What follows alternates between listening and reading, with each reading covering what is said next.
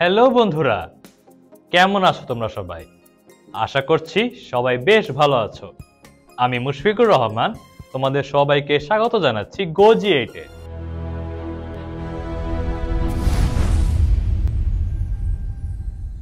বন্ধুরা, আমাদের আজকে ইউনিটটিতে মোট 4টি লেসন রয়েছে। লেসনগুলোতে শিক্ষার গুরুত্ব, শিক্ষা বিষয়ক একটি রূপক গল্প, নাগরিক দায়িত্ব ও একজন প্রকৃষ্ট শিক্ষিত আদতে কেমন হয় সে বিষয়ে আলোচনা করা হয়েছে।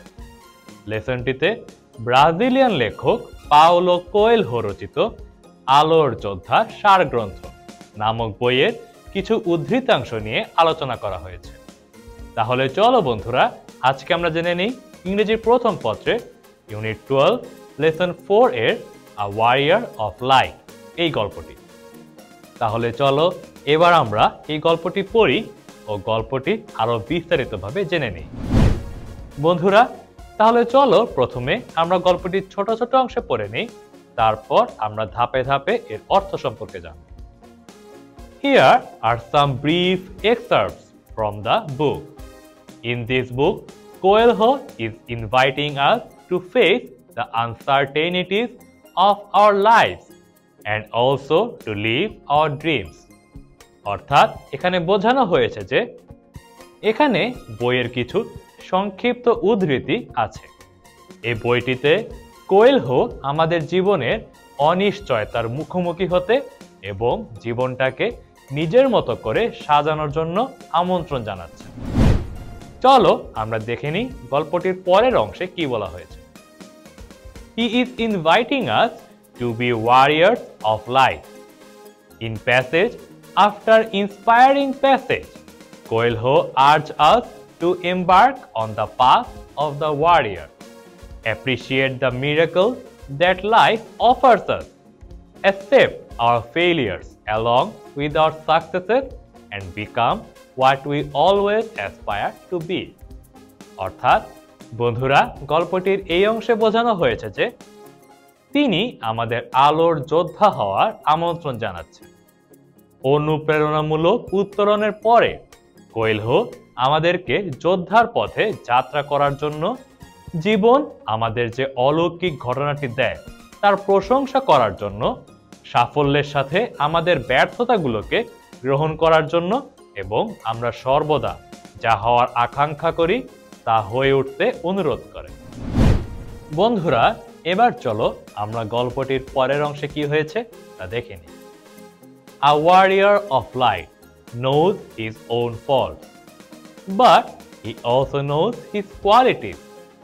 Some of his companions complain all the time that other people have more opportunities than we do. অর্থাৎ একজন আলোর যোদ্ধা তার নিজের দোষ জানেন, কিন্তু তিনি তার গুণাবলীও জানেন। তার কিছু সঙ্গী সাথীরা সর্বদা অভিযোগ করে যে আমাদের চেয়ে অন্যদের বেশি সুযোগ সুবিধা রয়েছে। বন্ধুরা, এবার চলো আমরা আজকের গল্পটি সম্পর্কে আরো বিস্তারিতভাবে জেনে আসি। Perhaps they are right, but a warrior does not allow himself to be paralyzed by this. He tries most of his virtues. অর্থাৎ সম্ভবত তারা সঠিক, কিন্তু একজন যোদ্ধা এটি দ্বারা নিজেকে পক্ষাঘাতগ্রস্ত হতে দেয় না। তিনি তার গুণাবলী অধিকাংশ ক্ষেত্রেই কাজে লাগানোর চেষ্টা করেন। বন্ধুরা, গল্পটির পরবর্তী অংশে বলা হয়েছে He knows that the gazelle's power lies in its strong legs. The power of the seagull lies in the accuracy with which it can spear a fish. He has learned that the reason the tiger does not fear the hyena is because he is aware of his own strength. অর্থাৎ তিনি জানেন যে হরিণের ক্ষমতা তার শক্তিশালী পায়ে, গাংচিলের ক্ষমতা রয়েছে তার নির্ভুলতার মধ্যে, যা দিয়ে এটি একটি মাছ শিকার করতে পারে। তিনি জেনেছেন যে বাঘ হায়নাকে ভয় পায় না, কারণ সে তার নিজের শক্তি সম্পর্কে সচেতন। বন্ধুরা, গল্পটির পরবর্তী অংশে বলা হয়েছে He tries to establish what he can truly rely on, and He always checks that he carries three things with him: faith, hope, and love. If these three things are there, he does not hesitate to go forward. অর্থাৎ তিনি যা প্রকৃত অর্থে নির্ভর করতে পারেন তা প্রতিষ্ঠা করার চেষ্টা করেন এবং তিনি সর্বদা সতর্ক থাকেন যে তিনি তার সাথে তিনটি জিনিস বহন করছেন: বিশ্বাস, আশা এবং ভালোবাসা। এই তিনটি জিনিস থাকলে তিনি এগিয়ে যেতে দ্বিধাবোধ করেন না। বন্ধুরা, এবার চলো আমরা আজকে আলোচনা থেকে কিছু প্রশ্নের উত্তর দেখে নিই। How is a warrior of light different from a common person? অর্থাৎ কিভাবে একজন আলোর যোদ্ধা একজন সাধারণ ব্যক্তির থেকে আলাদা? এর উত্তর হবে A warrior of light is not paralyzed by the thought that other people have more opportunities than he does.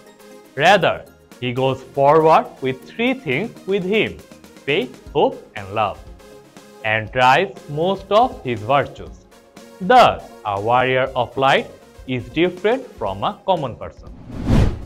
বন্ধুরা, আমাদের উত্তরের এই অংশের বাংলা অর্থ হচ্ছে একজন আলোর যোদ্ধা এই চিন্তায় মগ্ন নন যে অন্যদের তার চেয়ে বেশি সুযোগ আছে, বরং তিনটি জিনিসকে সাঙ্গ নিয়ে তিনি এগিয়ে যেতে চান: বিশ্বাস, আশা ও ভালোবাসা, এবং তার সবগুলো গুণে তিনি প্রয়োগ ঘটান।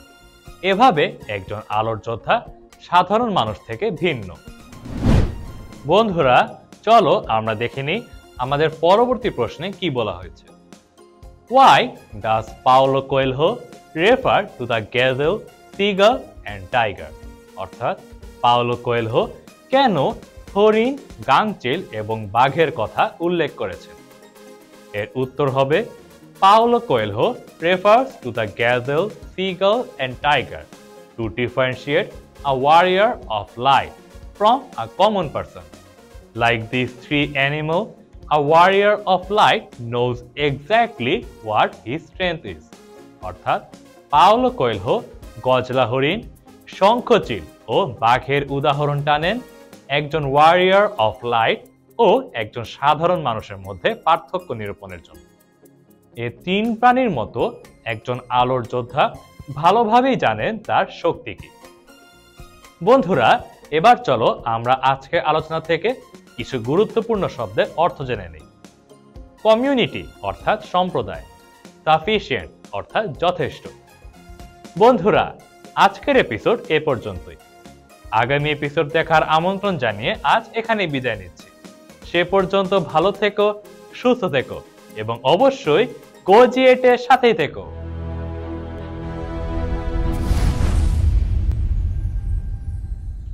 বন্ধুরা, এবার চলো আমরা আজকের আলোচনা থেকে কিছু গুরুত্বপূর্ণ নোটস জেনে নিই।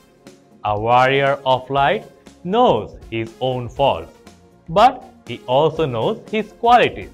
অর্থাৎ একজন আলোর যোদ্ধা তার নিজের দোষ জানেন, কিন্তু তিনি তার গুণাবলীও জানেন।